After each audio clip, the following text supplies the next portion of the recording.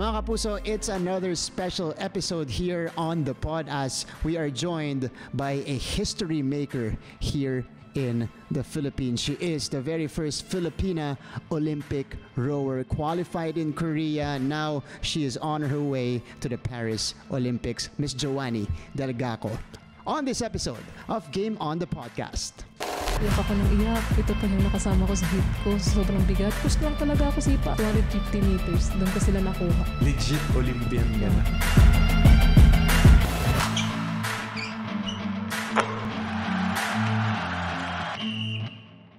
What's up, sports fans? Welcome to Game On, the podcast, the first sports podcast of GMA, brought to you by GMA Regional TV, GMA Synergy, and GMA Digilab. Ako po si Anton Rojas. We are on GMA Sports and GMA News on YouTube and on Facebook. We are also on Apple and on Spotify. I am Coach Hammer Martin Antonio. And this is Martin Javier. Today, we are joined by a very special guest, made history as the very first Filipina rower to qualify for the Olympics, of course, competing under the Philippine flag. Nandito po ngayon si Miss Joanny Delgaco. Welcome to the podcast. Thank you po. Nandito lahat yung achievements mo. Lista muna natin, ha? 2019 gold, nanalo ka ng gold medal. 2021 bronze, silver, and then bronze again. Okay, congratulations first for making history para sa Pilipinas as the first Filipina rower to qualify. Congratulations. Thank you po. Kamusta ka? Okay lang po. Okay lang. Parang kinakabahan si... Huwag kang kakabahan sa amin. Huwag kang kakabahan sa amin. Ano lang to? Usapan lang to. Siyempre, interesado kami malaman dun yung kwento mo. Kasi nakita namin yung profile mo. Nagmula ka sa Camarines Sur. Yes po. Okay. Mula tayo doon, paano ka nakapasok sa rowing? Of all events, ha? Of all events, paano ka napasok sa rowing? Dati kasi sir, nasa Bicol talaga ako nakatira. Kinuha po ako ng isang coach po ng rowing. Taga Bicol rin po siya. So, naghanap po siya ng matangkad na babae na mag-try nga po sa rowing. Tapos yun po, nung time na yun, nasa palarong pambansa po ako naglalaro ng volleyball. Volleyball? Apo, Okay. Tapos yun po, nakita po ako nung coach ng rowing. So, in-expect ko po, akala ko, volleyball. Volleyball coach. Beach volleyball. Kasi matangkad po kasi yung coach ko na nag-recruit po sa akin. Tapos yun po, inopen niya po sa akin na na gusto mo ba i-try yung sports na rowing. So ako po, wala po talaga akong knowledge sa rowing. Yun po, pinag-try ko siya. Teka, bago natin puntahan yung istorya mo sa rowing, huwag muna tayo umalis dun sa volleyball background mo. Kasi dami sigurong may mga nanonood sa atin ngayon ng mga volleyball coaches na sinasabi, ba't di natin to nakita? Ba't di natin to na-recruit? Anong position mo noon? Setter po. Setter pa! Na matangkad, no? Na matangkad. Official height? 5'5" po. Tsaka mahaba. Tsaka, ito yung mga rare na gem eh. Di ba, matatangkad na setter. Teka, wala bang lumapit sa'yo na coach o na scout na sasabi, maglaro ka sa amin para sa volleyball team? Meron po, perpetual. Kinuha po ako ng perpetual. So, sabay po kasi yung national team tsaka perpetual. Pumili ako ng isa. Yung pinili ko po talaga national team. Si Coach Sandy Rieta ba ito or si Coach Sammy Akailar? Nakakalimutan ko na po yung name niya. Okay. Lalaki. Lalaki po. Matangkad. Opo. Maputi. Tisoy. Si Coach Sandy. Si Coach Sandy. Coach Sandy. Definitely not Coach Sammy or Coach Maki. Mukhang si Coach Sandy sa description. Wow, what a story. At kino-cover din namin to kasi syempre kasama yung perpetual sa NCAA. Opo. Wow, okay. Bakit mo, pumipili ka na, national team versus paglalaro ng volleyball, dito ka masanay eh. Diba? Dito, ito yung nakagisnan mong sport. Ito, hindi mo pa to alam. Bakit ito yung pinili mo? Pinili ko po yung national team kasi lahat po kasi ng atleta ito yung pangarap na makapasok talaga sa Philippine team. Ilang taon ka nung ni-recruit ka? Kaka-17 ko lang. Kaka-17? Opo. Okay. Para sa maraming sports, kumbaga, late entry na yan. Diba? Kung magsisimula ka pa lang sa isang sport. Tama ba? kamusta yung simula mo sa rowing? Nahirapan ka ba? O may naramdaman ka na parang, teka, kasi may Parang ganun para dito ata talaga ako. Para dito ako. Naramdaman mo ba yun? Nung una, hindi ko po talaga nakikita yung sarili ko sa rowing kasi yun nga po, ang tagal ko talaga sa volleyball. Yun po, nung nasa volleyball ako, parang doon ko po nakita na parang hindi ako dito sa sport na to. Naramdaman ko po yun, yung sa volleyball. Kasi di ba po maraming mga sikat talaga ng mga volleyball. Teka, bakit? Kasi pag nasa palarong pambansa ka, ibig sabihin... Magaling ka. At saka pagka nilapitan ka ng coach ng NCAA or UAAP, ibig sabihin, meron. May nakikita sa'yo yung coach. Bakit mo na naramdaman nyo na parang, teka, hindi ito yung eksena ko? Parang mas maraming talagang magagaling sa volleyball eh. Tsaka, yun po. Yun napansin ko. So na-feel mo na yung competition is, teka, maraming mas magaling sa akin. Dito ako sa isang sport na pwede ako mag-excel. Meron ka bang hinahangaan na player na volleyball? Si Ate Lai po. Si Ate Eliza talaga. Iba talaga si Eliza. Kasi, okay, sabihin natin, marami po nanggaling na volleyball player na magagaling din. Mula sa Iriga City. Ayan, sa Camarines Sur. Shoutout natin. Graziel Bombita na kino-cover natin dati. Napakalakas na spiker. So, naturally, the route ng mga players doon pupunta sa volleyball. Sige, okay. Naimbitahan ka na ng coach. 17 years old. Paano kanya nakumbinse na, teka, dito ka. Pero magsisimula ka uli. From scratch ka. Tuturuan kita ng basics, fundamentals. Pero dito ka. Paano kanya nakumbinse? Ano po, nung nasa Bicol po ako, kinukumbinsi niya po talaga yung coach ko, yung papa ko at mama ko, na itry ko yung rowing. So yung time na yun, yung mama ko ayaw kasi minor age pa lang ako. Tapos yung papa ko gusto niya, ako po gusto ko rin matry yung rowing. Tapos yun po, umiiyak po ako ng time na yun kasi hindi nga po ako pinapayagan ng mama ko na mag-try, lumuwas ng Manila. First time ko talaga lumuwas ng Manila, sir. Laking probinsya po talaga ako. May idea ka na ba noon kung ano yung rowing? Bago yung moment na yun, nakakapanood ka na o may interest ka na? Wala po akong... Zero knowledge talaga. Wala talaga, sir. Pero in your heart of hearts, sa puso mo, parang gusto ko to i-try. Parang something different. Opo, kasi sir, galing talaga ako sa hirap ng buhay talaga. So gusto ko itaguyod yung family ko na matulungan ko sila. Yun po. Ang galing na, no? Kasi yun yung naging motivation mo. Kumbaga, para napiliin itong sport na to. Para umangat kayo sa buhay. Para mabigay mo sa kanila yung mga, pangangailangan nila sa araw-araw. Okay. So, we want an explainer konti nung rowing. Okay. Para rin sa mga kapuso nating nanonood ngayon, syempre papanoorin ka nila sa Olympics. Okay. Explain mo alam natin yung rowing, nasa boat ka. Ayan, tapos, what kind of race do you go through? Ano yung mga rules, basic rules lang nung rowing? Para sa ikaiintindi ng mga viewers natin. Para po sa nanonood, yung akala po kasi nilang yung rowing, dragon boat. Yun, pag may nagtanong po sa akin, ano yung rowing? Sabi nila, yun ba yung dragon boat, yung nagsasagwan? Sabi ko, ang laki po ng pinagkaiba ng rowing sa dragon boat. Kasi yung dragon boat, yung isang sagwan, pero paabante po yung nila, yung race nila. So kami po, sculls, mahaba yung blade, tapos paatras po kami. Tsaka yung layo ng distance ng rinoro po namin is 2,000 meters. Sa dragon boat, 500 meters lang po ata yung nila. Wait, 2,000 meters, 2 kilometers yun? Opo. 2 kilometers. 7 minutes po sa akin. Wow! Maiksi yun. Sobrang bilis nun. Opo. Sobrang bilis nun.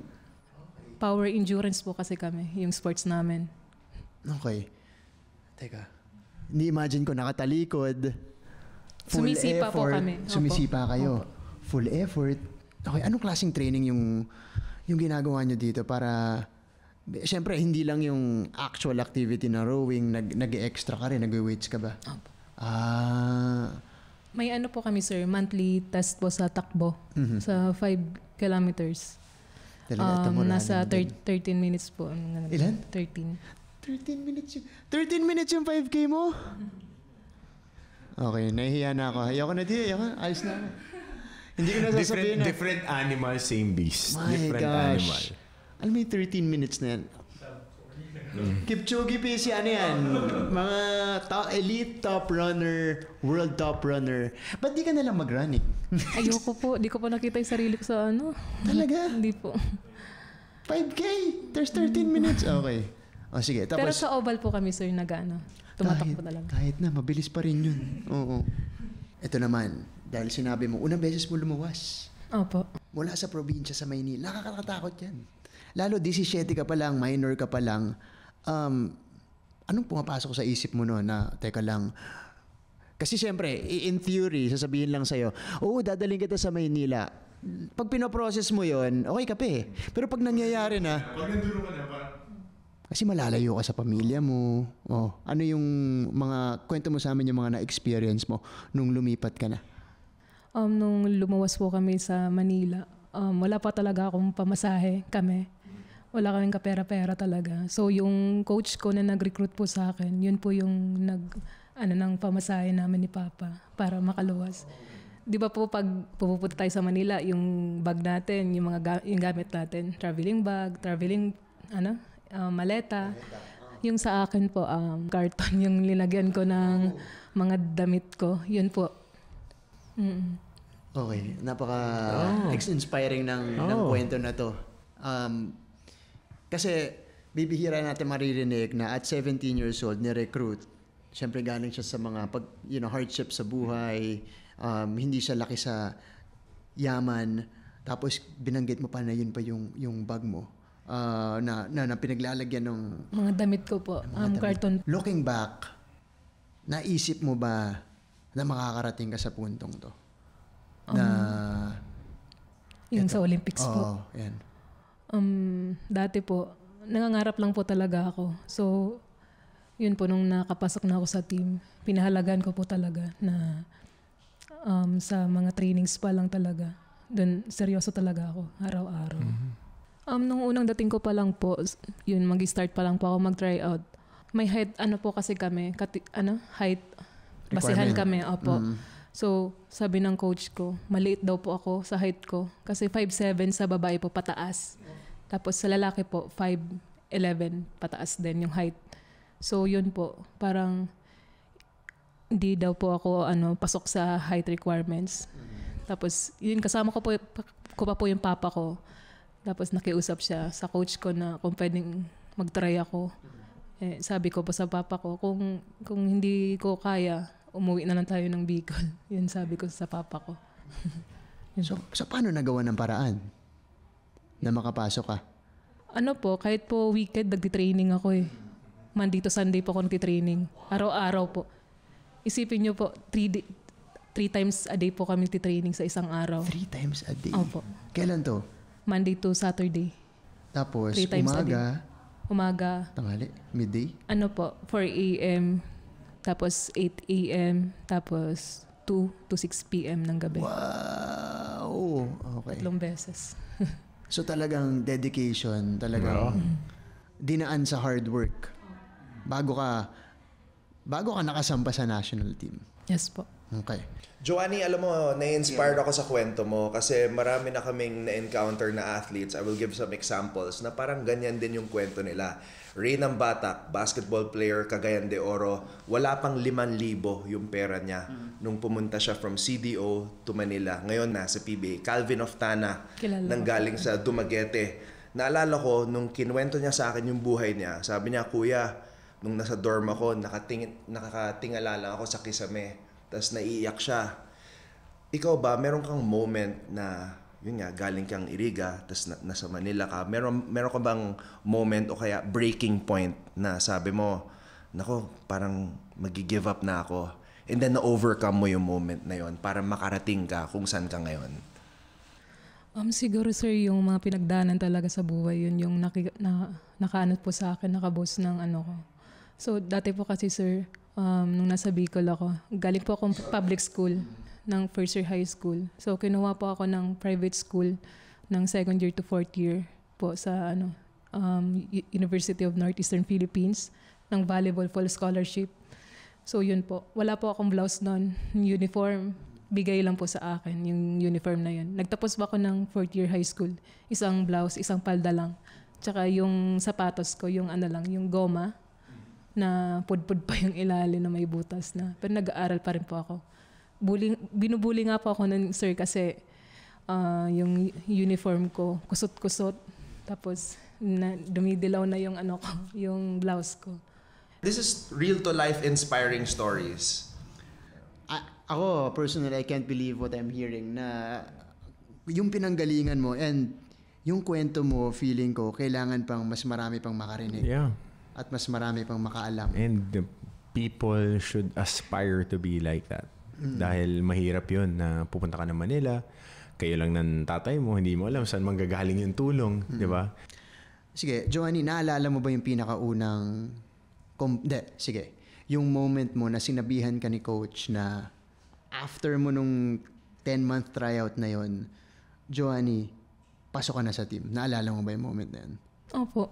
Sobrang saya talaga, sir. Napatalon talaga ako sa saya. Napatalon talaga? Opo. Paano niya sinabi yun sa'yo?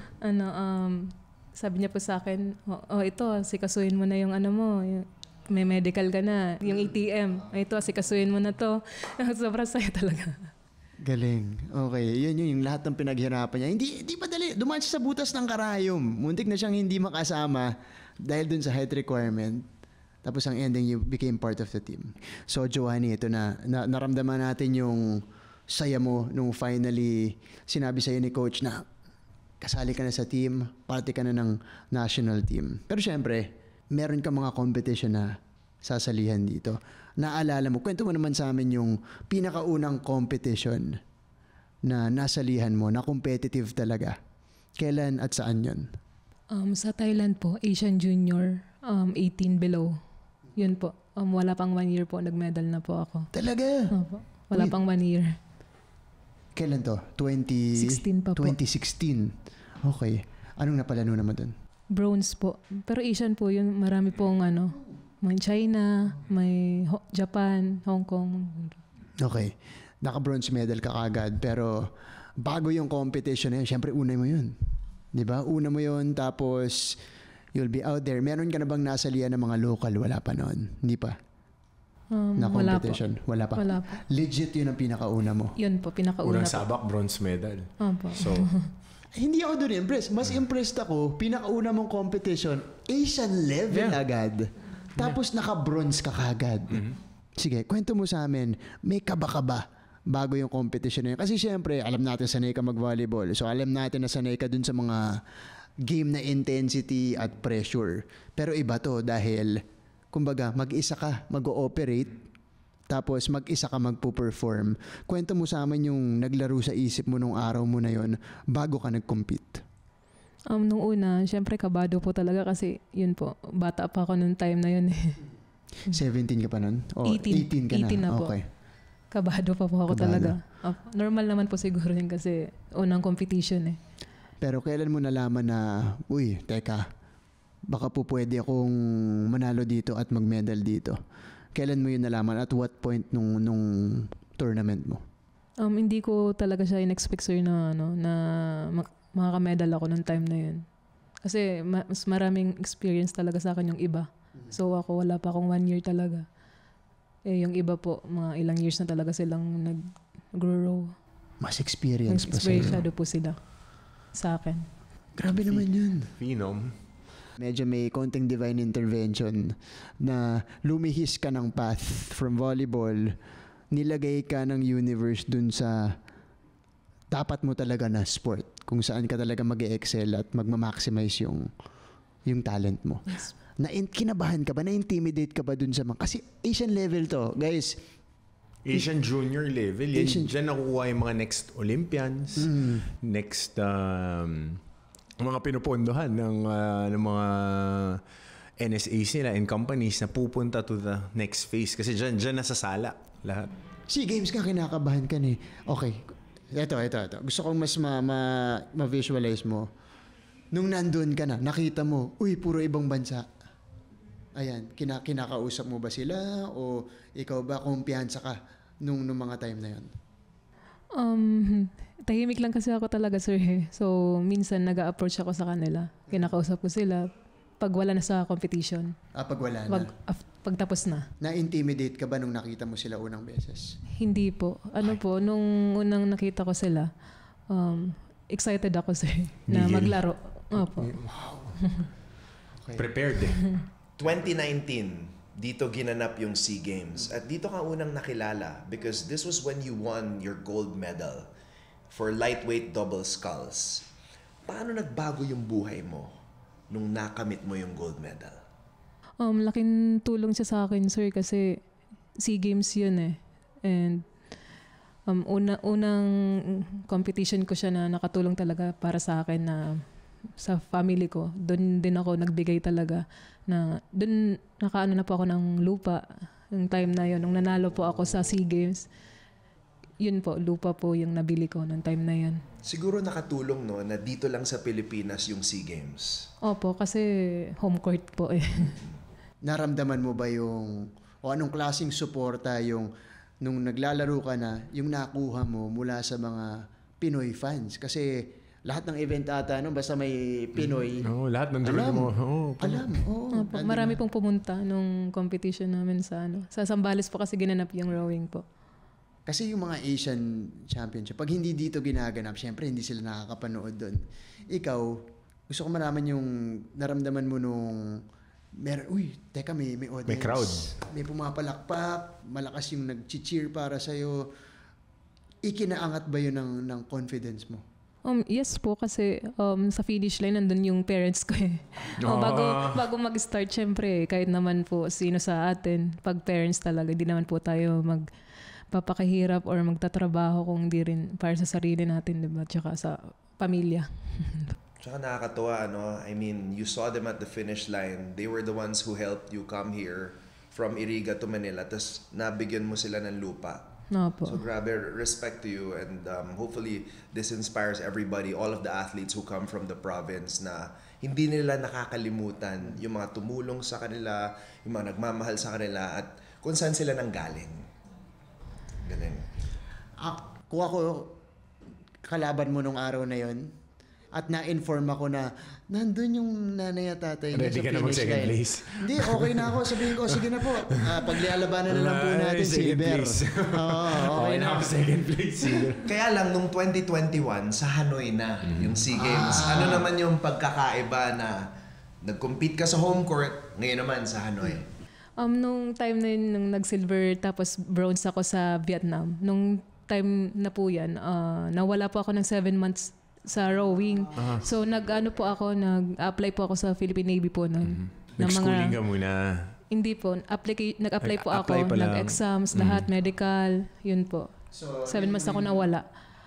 So, mga 1.5 month lang po ako nag-training nung... 1.5 pa yung bronze? 1.5 month po. Nung naglaro po ako sa SEA Games ng Vietnam. So, kahit minimum ang training mo, naka-podium ka pa rin. 6 weeks yun 6 weeks. That's amazing.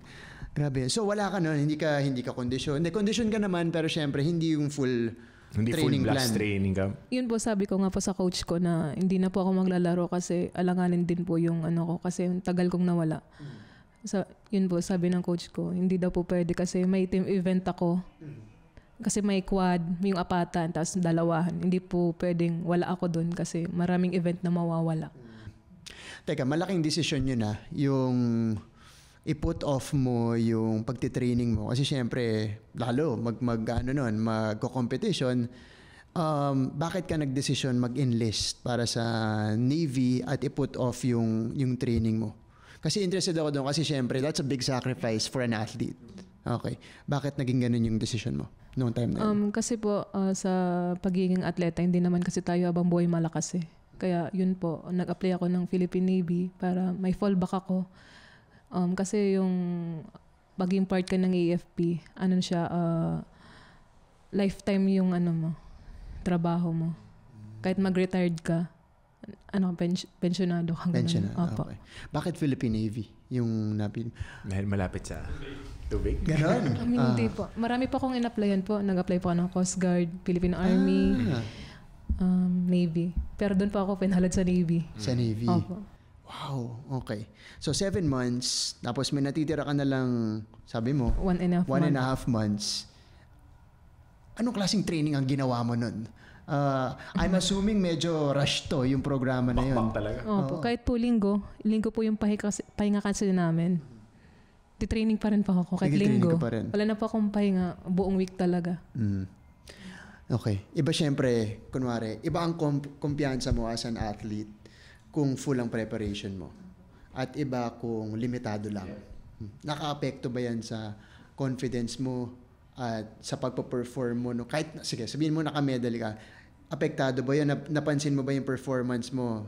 Teka, parang hindi ito yung 100% ko. Opo. Siguro nung bago mag-Vietnam, sabi ko sa coach ko, di na talaga ako maglalaro, coach. Kasi parang alangan din ako sa sarili ko eh. Alam ko yung kapasidad ko eh. Yun sabi ko po sa kanya. Tapos, yun po. Pinilit niya po ako na maglaro po ulit kasi may mga team po ako na teammates ako na kasama ko sa bangka, maapektuhan. Kaya, yun po. Tinuloy ko na lang po talaga siya. At dito natin nakikita yung importansya ng coach. Kasi kung hindi ka pinush noon, baka nag-stop ka na. Kasi ang tagal mong nag-stop 7 months is no joke. Alright, let's fast forward. April 21, 2024, a very historic day in Philippine Olympic history. This was when you qualified to become the first ever female rower representing the Philippines in the Olympics sa Chungju, South Korea. Nung nag-qualify ka, ano yung emotions na pumasok sa'yo na history? Kasi prior to you, 3 lalaki lang eh. You're the first female to make it to the Olympics, to qualify as a rower. Sobrang saya ko, sir, nung na-qualify ako. Starting pa lang sa line, kaba talaga ako. Kasi final race na eh. So, 6 po kami doon sa race. So, 5 lang yung kukunin. Tapos yun, sabi ko po sa sarili ko, hindi pwedeng wala akong makitang isa sa harapan ko. Kasi 5 slot lang po kami eh, sa Olympics. Tapos yun po, nung pagpa-finish line na, ilata po talaga ako, nakahiga ako, umiiyak po talaga ako. Di ko talaga, di ako makagalaw kasi sobrang sakit ng hita ko, lahat po talaga. Muntik na nga po akong isakay sa sa medical Talaga? Opo, muntik na po ako yung Stretcher? Ganun? yung boat, rubber, po yun? Okay. Dolly. Rescue dolly. Yun po, muntik na po ako isakay doon kasi di na ako makagalaw po. Ibig sabihin, bumomba ka talaga. Wala kang tinira. Yun yung pinakamasarap na feeling. Una kong beses marinig sa'yo yung salitang kaba dito sa competition na to. Sinabi mo kinabahan ka dun sa final round na yan. May gulat ba sa sarili mo na ikaw mismo, kasi syempre nakikita ka na, sinabi mo kanina na all the time magko-compete ka, even against the best of the best, kumpiyansa ka eh. Excited ka. Kailan nag-kick in yung pressure na, teka lang, meron na malaki na ang stakes na to. Diba? This is for qualifying already. Kailan nag-kick in yun sa'yo? Mga 1 araw bago yung finals? Oh. Alam mo na ba yun? Hindi ka na ba makatulog? O talaga iniisip mo na yun? Oh. Yung po sir, nung semis, yun po talaga yung di ako makatulog. Kasi 3 slot bago makapasok sa finals. So yung nakatapat ko pa po sa hit ko, yung yung Vietnam, Japan, Hong Kong. Hindi ko sila matalo-talo talaga yung 3 na yun. Sabi ko, umiyak talaga ako. Sabi ko, Lord, bakit ganito? Ito pa yung napunta sa akin na kahit ko na never ko talaga natalo sa sobrang talaga 8 years. Di ko talaga natalo. Hindi mo sila matalo? Hindi po talaga. Tapos nung gabi na yun, nung nakita ko na yung mga kahit ko, iyak ako ng iyak. Grabe talaga, hindi ako makatulog. Gising ako ng 2:00 ng umaga, 4:00. Pagising-gising po ako ng time na yun. Kasi sabi ko, paano na yung pangarap ko, yung makapasok ako sa Olympics. Tapos grabe ka. Minsan, nag-question lang ako sa sarili ko na, bakit po ganito na, ito pa yung nakasama ko sa hit ko, sobrang bigat. Tapos dun sa kabilang hit, magaan. Tapos sa akin napunta lahat na malakas. Tapos yun po, nakita ko ng coach ko nung last, pag umaga na po. So, 10:00 po kasi ng umaga po doon yung, namin, yung laro. 2 hours prior na lang, umiiyak pa po ako doon sa, sa gilid. Nakita ko ng coach ko po, yung head coach. Nakita niya ako sa gilid umiiyak. Kasi po, yun nga po na pressure nga po ako kasi paano pag hindi ako makapasok doon sa 1, 2, 3. para sa finals. Tapos yun, sabi po ng coach ko, huwag kang umiyak. Sabi nga, huwag kang umiyak. Magtiwala ka sa sarili mo. Alam ko malakas ka. Gumanon po siya sa akin. Kasi wala po talagang stop yung iyak ko ng time na yun. Bago pa ako bumaba, umiyak pa po ako sa bangka. Grabe. Okay. Tapos yun, pag-start ng competition namin, sa starting line pa lang, pag toot, 6 po kasi kami. Ready, set, toot, ganun po yung ano doon. So, nung time na yun, pag-start namin, nagpapang-apat po ako all the way. For starting line to 150 meters. Okay. Pang-apat po ako. Di ko sila nakikita pag ganun ko po. Di ko talaga makita. Tapos, nung time na yun, push lang talaga ako. Sipa. Kinakos ko yung sarili ko. Hindi pwede. Tapos, last 250 meters, doon ko sila nakuha. Wow. Yung Hong Kong and Vietnam. Last 250 meters. Ilang stroke na lang po yun. Siguro mga 20 strokes na lang. Nahabol ko po yung 2. Tapos nagpangalawa po ako doon sa hit na yun. Yung finals po. Pasok po ako sa finals. Grabe. Come from behind Sino yung hindi mo tinalo dun sa hit na yun? Yung Japan po. Yun yung mas masarap na panalo eh. Yung walang madaling hinain sa'yo. Kumbaga lahat ng pinagdaanan mo, mahirap, at kinailangan mong pagdaanan lahat ng yun, yung emosyon na yan, bago mo nakuha yung pagkakapanalo. Ito, anong pumapasok ngayon sa isip mo pag sinasabihan ka na, Joanny, Olympian ka na? Sobrang saya talaga. Pero para sa akin po, stay humble lang talaga. Yung lagi lang nakatapak yung paa mo sa lupa. Kahit kung ano man po yung narating mo talaga na narating sa buhay mo na mataas na yung napuntahan mo, maging lang talaga, humble. Yun lang po talaga, masasabi ko. Pero sarap pakinggan, no? Galing ka dun sa payak na simula. Sobrang simple. And then now, Olympian. Legit Olympian ka na. And also the first female representing rowing in the Philippines. Kasi prior to you, ang tagal before the first female became an Olympian. Before 1988, Seoul, Edgardo Merina. 2000, Sydney, Benjamin Tolentino Jr. And then 2022, Tokyo, Chris Nievares. Ikaw yung pinakaunang Filipina sa rowing in the Olympics. What does it mean to you na in the next generation, for sure, you paved the way, pero ikaw yung pinakauna na babae na magre-represent ng Philippine rowing in the Olympics? Nung time na yun na first female Olympian rower nga po ako, sobrang na-overwhelm talaga ako kasi naisip ko na mas maraming babae na nag-try sa rowing.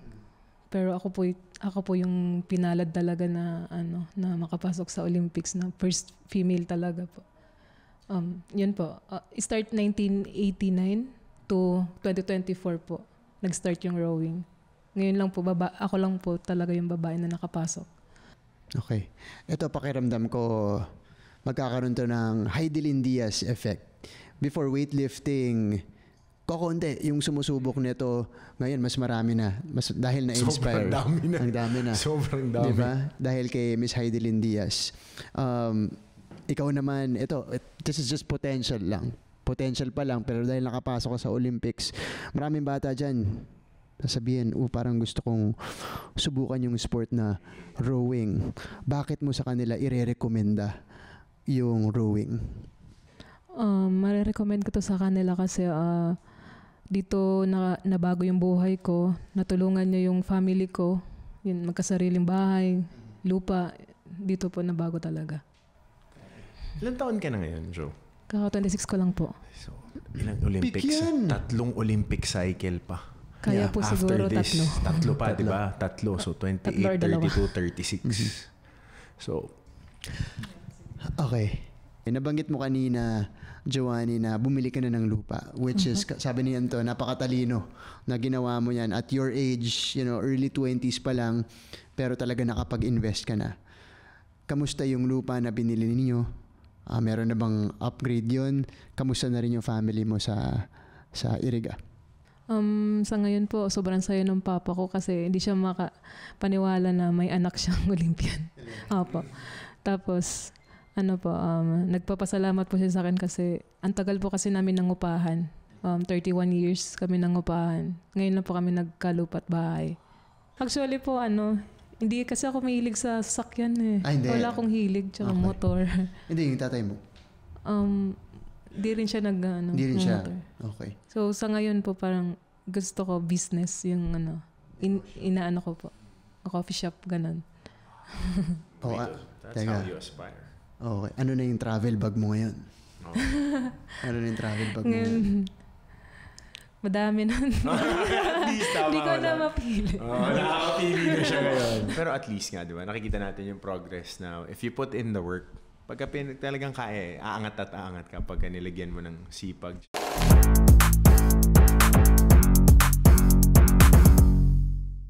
Alright, as always here on Game On the Podcast, we have a segment called Vote or Favorite of All Time. Simpleng tanong lang, Joanny, sino ang atletang Pilipino na nag-inspire sa'yo na makamit yung mga nakamit mo sa larangan ng rowing? Yung idol ko po sa rowing. Idol na athlete. Or athlete. Kahit basta athlete. Ate Alaysa talaga. Kasi sobrang humble kasi. Yan po. Si Alaysa Valdez. Na-meet mo na ba si Alaysa? Yes po. Isang beses pa lang. Isang beses. Kamusta yung encounter na yun? Busy po kasi siya. Busy siya? Nanonood ka ba ng game? Picture lang. Okay. Okay. Bukod sa humble, nakita mo ba yung work ethic niya? Or Masipag po. Masipag. Kailan mo pa siya idol? Elementary pa lang po. Elementary pa lang. Okay. Naalala ko si Shola Alvarez. Ganon din yung effect sa kanya ni Alaysa. May picture siya. Taga Bicol rin po yun si Shola. There we go. There we go. Taga Bicol po. Okay, so with that said, we will have a little bit of fun here on Game On the Podcast. We will transition into a more lighter discussion. So Joanny, ang tawag dito ay favorites. Mga favorites ni Joanny Delgaco. So we're going to give a category. Tapos sasagot mo lang ano ang paborito mo dito sa category na to. Game?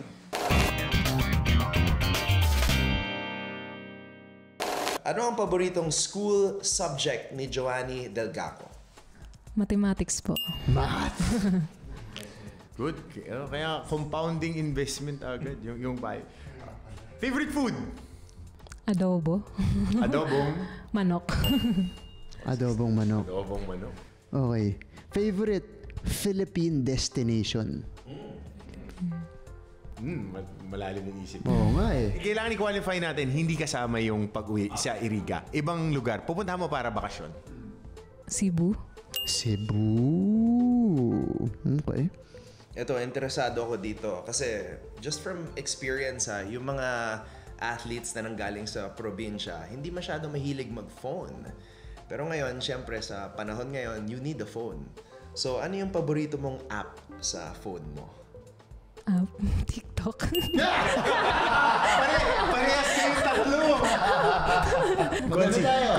Consistent. Ano yung content mo sa TikTok? Yan. Ay, hindi po ako Hindi ka nag-TikTok, nanonood ka lang sa TikTok. Ano yung algorithm mo? Ano yung mga pinanonood mo? Kung ano-ano kasi lumalabas sa TikTok eh. Okay. Mga sayo, ayaw mo nun. Hindi mo trip yun. Okay lang po. Okay lang. Okay. Ba't ayaw mo mag-open ng TikTok? Well, di naman po ako, talaga TikTokers Kasi talaga. karamihan sa mga nagti-TikTok, they're just there para ma-entertain, di ba? Ma-entertain yung sarili nila, di ba? Naalala ko si Pong Docanes, sabi niya nung unang lumabas yung Reels, nakakalibang pala to. So yung TikTok, ganun din, ano? Ito ang best example mo ng nakakalibang na Reels. Si Coach Ama. Ano nakakalibang? 4 na oras, kaya niya mag-stay sa Reels. Talaga? Oo, si Coach Ama. Nanonood lang. Naka-full volume pa. Nanonood lang. Coach. Okay. Favorite hobby, pastime? Ano ginagawa mo pag hindi ka nag-training? Kain tulog. Kain tulog. Opo. Meron ka bang hobby or activity na bukod sa rowing? Kasi syempre, kumbaga kung puro rowing, may burnout effect yan. May time, badminton po. Badminton. Okay. Tsaka running. Ayoko po. Ayaw mo ng running? Ayoko po. Kahit ang Hate ko yung running. Ang bilis niya eh. Okay, grabe yung... Ito naman. ano ang paborito mong pelikula? Pelikula. Hindi po kasi ako nanonood, sir. Hindi ka nanonood Sa ng TV. movie? O anong pinaka-paborito mo na lang na show? Showtime. Showtime? Yes.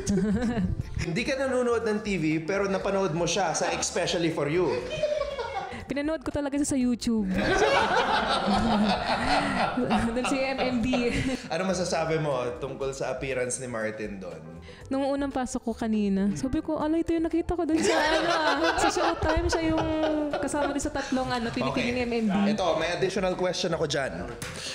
Joanny, bakit hindi napili si Martin Javier? Di naman ako yung guest ngayon eh.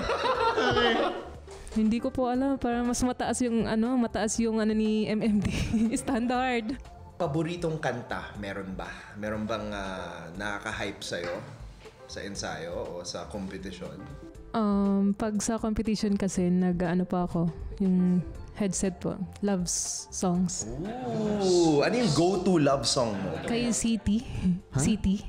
City Navarro. Yung kumanta po ng Para Sa Akin. Oh, di kita Yes. pipili. Alam mo, okay, ang ganda ng contrast na, kasi bossa nova yun, very relaxing. Tapos siya intense na naglolo. Kasi with repetitive sports, kailangan tama yung technique mo. Smooth. So it might help to calm down the technique. Bakit yung mga kanta ni City yung gusto mo? At hindi yung mga rock? Ano po kasi nakaka-relax siya ng mind before competition. Okay. Ganda nun Sige. Favorite piece of clothing or accessory for training? Shades. Nice. Okay.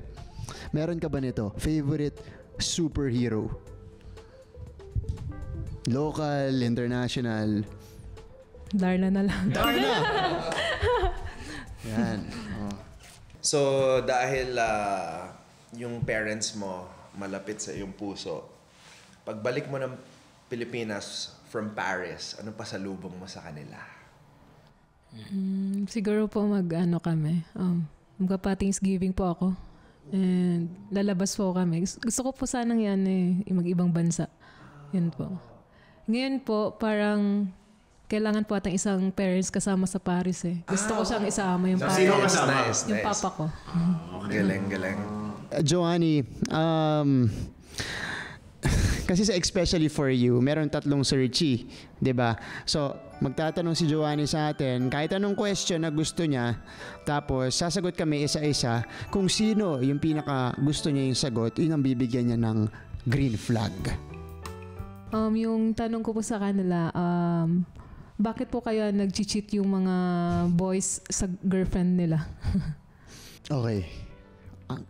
First off, napaka-testy ng question na to. Ayokong i-justify ang cheating eh. Kasi for me, it's unjustifiable.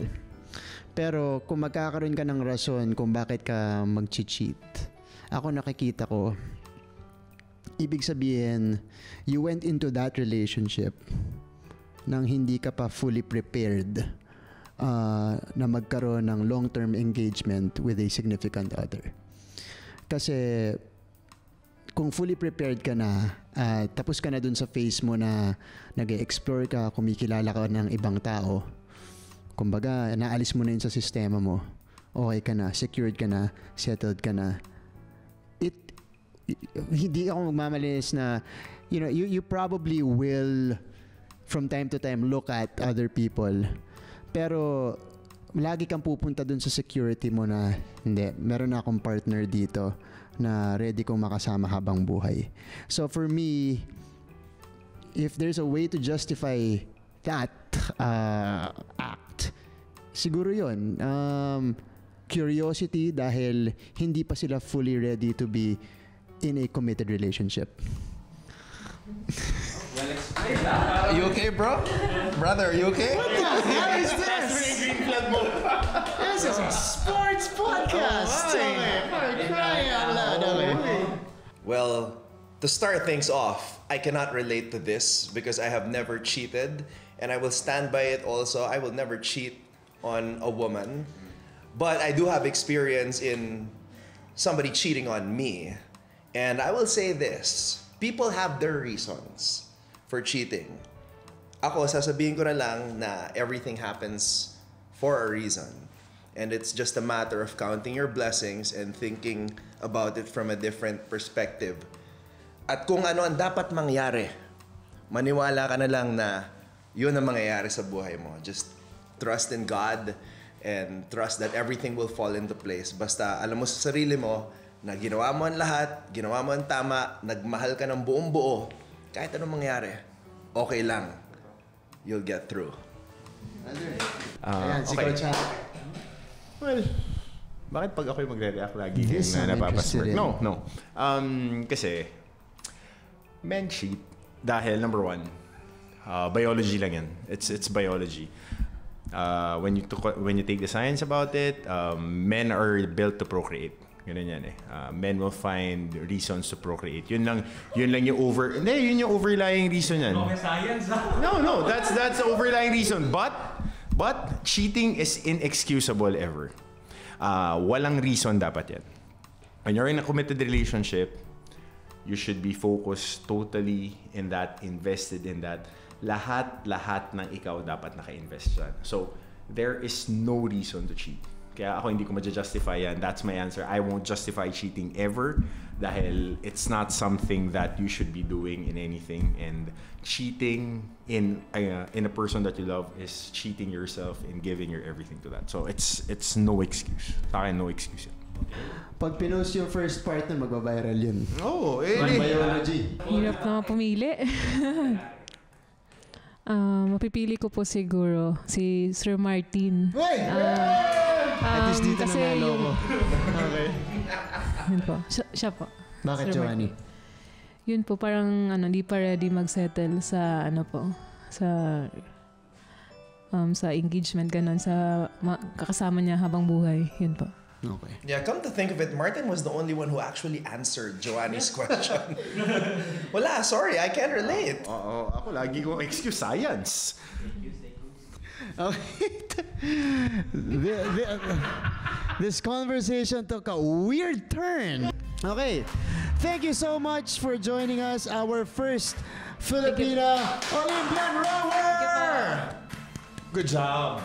Yan, Giovanni Delgaco, maraming salamat at good luck sa iyong kompetisyon sa Paris. Thank you for sharing your story with us here. Super inspiring. I'm sure maraming mga bata sa probinsya ngayon nakikinig, nanonood, talagang na-inspire sa storya mo at pretty soon susubukan na rin itong sport na rowing. Pero speaking of our viewers and listeners, we thank you again for continuing in engaging with our episodes, listening, Spotify, YouTube, Facebook. Maraming salamat po.